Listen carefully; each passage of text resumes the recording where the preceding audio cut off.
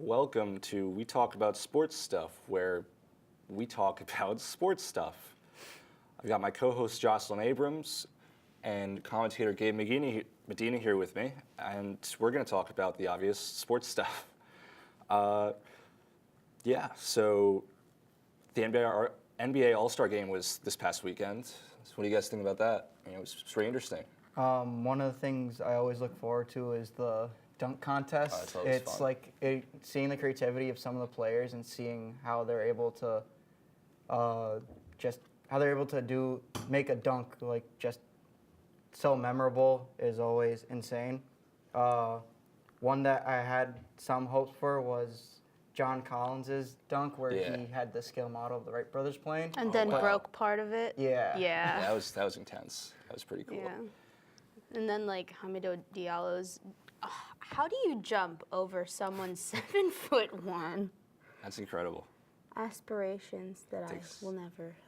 Takes skill.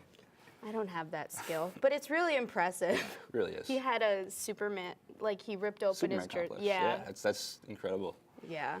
So apparently, Super Bowl 53 just ended, and the Baltimore Ravens are in talks of trading QB Joe Flacco of the Baltimore Ravens to the Denver Broncos, and that trade will initiate on March 13th, which is also the first day of the 2019 league year, funnily enough.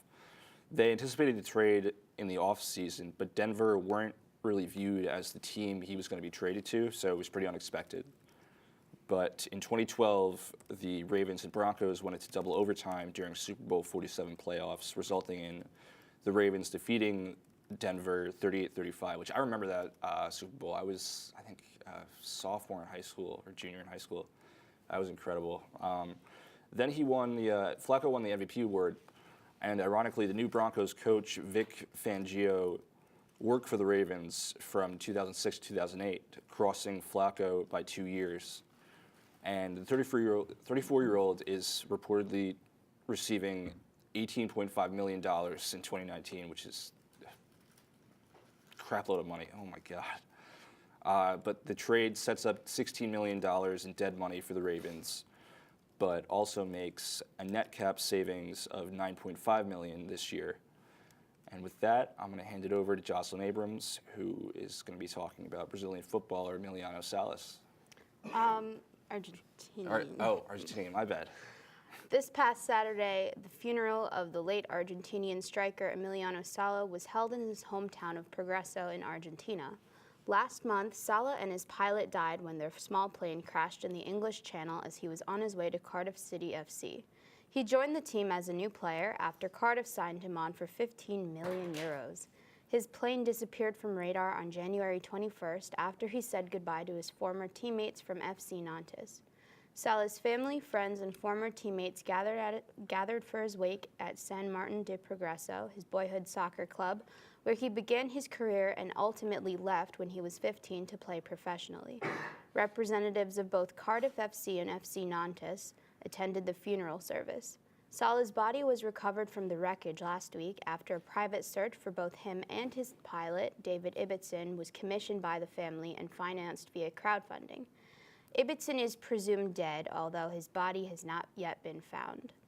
And Gabe Medina is going to cover Colin Kaepernick's settlement with the NFL.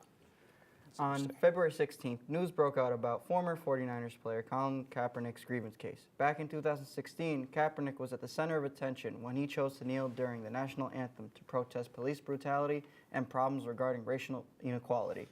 Many players in the NFL and other sports players supported the protest, while others chose to protest in some other ways. Kaepernick ended his contract with the 49ers after some news came up about the team wanting to drop him. With that, this meant that he was free to create a contract with any other team. However, no team would accept or make a deal with Kaepernick. This led to a case being formed by Kaepernick and fellow player Eric Reid, who was the first player to support his protest.